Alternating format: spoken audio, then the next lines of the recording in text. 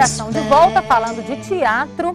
Marco, tem muita música nos seus espetáculos. Você é músico, né? Como é que é isso? Se expressar por meio da música? A música é uma linguagem tão mais acessível no nosso dia a dia, né? A música está dentro do carro, está dentro dos aparelhinhos portáteis hoje, cada vez de forma mais difundida, né? É uma expressão muito mais imediata. A música que está tocando agora, que parou agora. Parou, tá vendo? Né? Então, se falar na música, ela parou. Ainda está muito mais presente, né? Então, às vezes, para se vender um produto, usa-se a música, né, como artifício. E aquela sacada vocês sabem bem disso. No espetáculo, nós sabemos.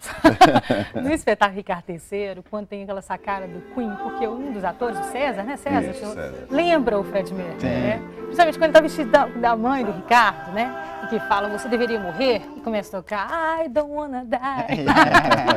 É ótimo. Quer dizer, na hora, aquelas referências todas vão sendo chamadas, né? E o público, assim, interage com aquilo, o né? O público não vai acreditando que aquilo está acontecendo, né? Uma coisa, não acredito. Realmente ele parece com o Fred Mercury. E que é aquilo que eu estava te falando, exatamente, de você pensar elementos da cultura contemporânea para jogar com o clássico. Então você pega um ícone como o Fred Mercury e coloca num Ricardo III.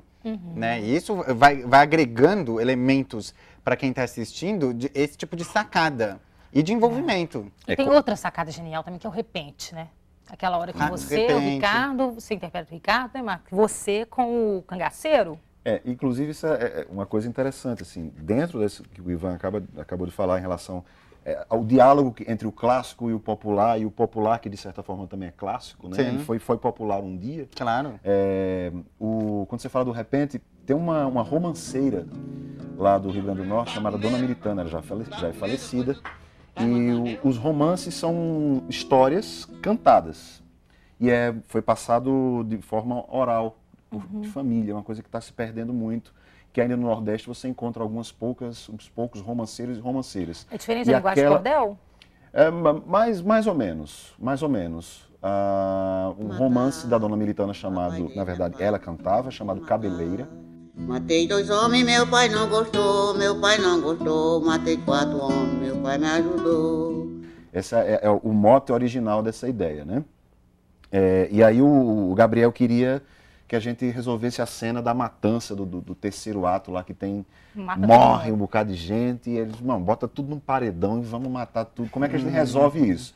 Eu lembrei desse romance da Dona Militana, que fala de um camarada, de um matador, que por onde chega sai matando várias pessoas, e Fernando adaptou isso dentro da realidade do texto do Ricardo III, e acho que é uma forma da gente estar dialogando o Fred Mercury com Dona Militana, né? Uma linguagem, como é que você consegue colocar tudo isso junto? Assim? E as pessoas cantam com ele, né? Cantam com você no espetáculo. Na hora que você canta, as pessoas respondem. Pois né? Acho que é um personagem do Shakespeare, acho que o primeiro, talvez um dos poucos, que fala diretamente com o público.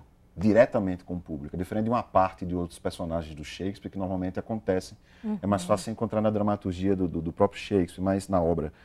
Mas é um personagem que estabelece uma cumplicidade direta com o público. Né? Quase que o público torce para que ele se dê bem. Assim, tem uma hora que ele fica sozinho lá, que a gente fica com canta pena que ele está junto. sozinho, né? E todo mundo abandonou, né? E é o vilão, né? É um vilão que ganha empatia do público. Isso também é um jogo do Shakespeare genial. Todo mundo uma odeia, genialidade. mas a gente não consegue odiá-lo, né? Como você consegue simpatizar com um vilão, né? É genial isso. Sem ser um galã, né? Porque eu não sou assim. Quase, né? Não, Quase. e ele ainda é torto ainda, que o Ricardo III era, Pois né? é. Defeituoso, manco, Pois puxa uma é. pé. Agora, uma coisa que eu acho incrível também, as soluções.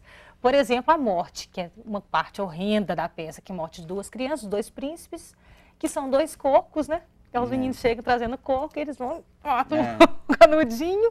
Quer dizer, isso é uma criação do diretor, do assistente de direção, dos atores. Como é que surgem essas soluções? Especificamente essa, foi do Gabriel, que a gente estava até se matando como resolver isso. E um dia ele... Porque assim, primeiro surgiu a ideia da matança pelos cocos. São cabeças de coco que tem para botar cachaça, bebida dentro. É muito comum lá no Nordeste. Mas são marrons. E aí ele falou, bom, então a gente coloca 2 cocos verdes. Né, que então remete às crianças. Mas foi uma sacada dele, assim, num instante, assim. Que o diretor tem que estar antenado. Tem que estar ligado, os atores exatamente. com ele, né? Porque a ideia ela passa, assim, né? Você tem que pegar ela e já testar.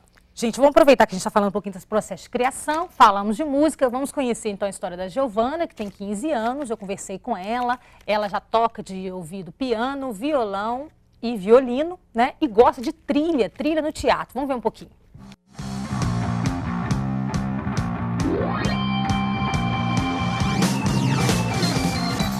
Meu nome é Giovana Cássia de Souza, eu tenho 15 anos, sou do 2º ano do ensino médio, eu toco piano, violão e violino.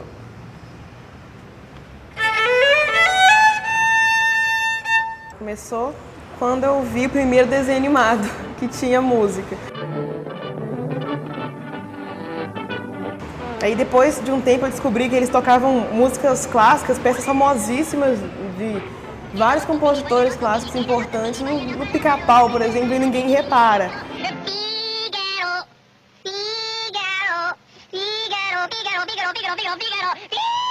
Eu ganhei um tecladinho de brinquedo e eu comecei a reproduzir a música nele.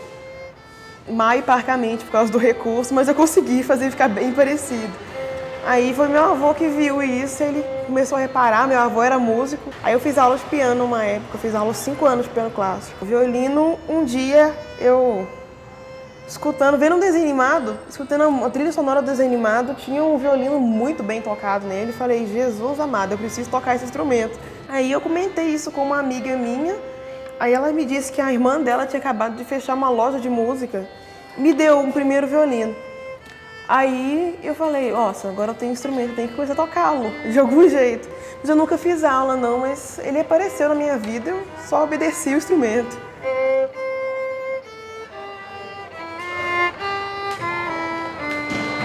Foi com um vídeo do Charlie Chaplin. Tudo tinha música por trás do gesto dele. E eu falei, gente, mas todos os sentimentos dele estão na trilha sonora da peça e eu olhei e falei, gente, eu preciso fazer isso pra minha vida. Aí eu sozinha em casa fui construindo algumas trilhas sonoras. Às vezes eu olhava a sketch, olhava a cena, tirava o áudio e eu mesmo ia construindo algumas trilhas por trás, assim.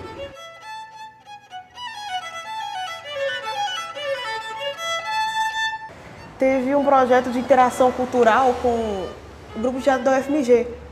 Aí a gente fazia aulas lá no prédio da UFMG, aí nisso tinha gente que dançava, tinha gente que atuava, gente que cantava e só eu que tocava. Mas acabou que no final das contas, a peça toda foi eu que fiz a trilha no final do espetáculo. Foi uma peça interessantíssima, que falava sobre uma menina que conversava com o vento. Então todas as músicas tinham que ter essa leveza do vento conversando com ela. Nossa, o músico no espetáculo, ele é responsável por 70% de todos os sentimentos que se encena na peça.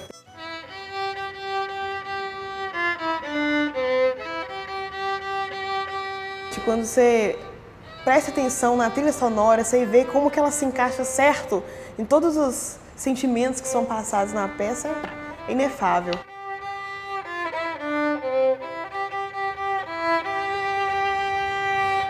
Sabe o que eu achei incrível? Ela me contando que ela passou no Valores de Minas, né, que é um programa aqui, mas ela não pôde fazer porque ela tem que tomar conta do irmãozinho dela, tem que ajudar em casa. O que é o Valores? É um programa que tem aqui do governo de Minas, né, que tem tá. teatro, tem aulas de música, né, de dança, mas ela não pôde levar à frente. Ela se queixando de espaços para que eles pudessem, que não fossem tão burocráticos. Sei. Mas você vê que é uma pessoa apaixonada pela música e que a música, como ela falou, né, você estava falando que ela obedeceu o instrumento, né, obedeceu a música. E eu achei a história dela incrível. Extremamente emocionado, assim, de verdade, assim. Minha história, ela começa exatamente da mesma forma. Natal é uma cidade que, por exemplo, a gente não tem festival de teatro, a gente não tem um incentivo permanente, né, para as artes cênicas. Estamos vivendo um momento bem difícil, assim. Já era complicado e agora mais ainda, mas isso é uma outra história, né? Então, teatro é uma coisa mais difícil de passar por lá. Hoje isso tem mudado até pelo histórico do grupo, né, em fazer parcerias com outros grupos, mas a minha relação imediata da música com a imagem, ela se dá através do desenho animado, através do cinema, né? De ver alguém passando na rua e brincando com meu irmão. Aquela pessoa andando é assim, ó. Param, param, param, param, param. A pessoa nem imagina, mas... Tem um ritmo. Tem uma música nessa história. Você vai perguntar um pouquinho então também, você né? se inspira no teatro para compor suas músicas?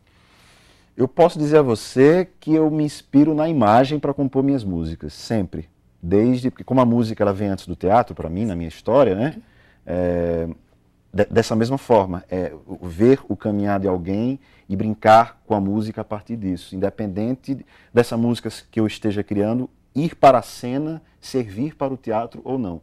Até mesmo porque eu acredito que música, quando vai para o teatro, ela deixa de ser música, ela vira teatro. Que é uma linguagem tão específica a serviço de uma determinada linguagem, que é a primeira, né, como no caso do teatro. Então eu posso dizer a você que a imagem é o que me inspira, antes de qualquer coisa. Eu conto uma história numa música, quando eu estou compondo, através das imagens que me vêm à cabeça, ou algo que eu veja. Ok, vocês querem perguntar? Vamos para o segundo bloco, para o próximo bloco? A gente vai para um rápido intervalo, já voltamos com as perguntas dos meninos, que a conversa está boa demais.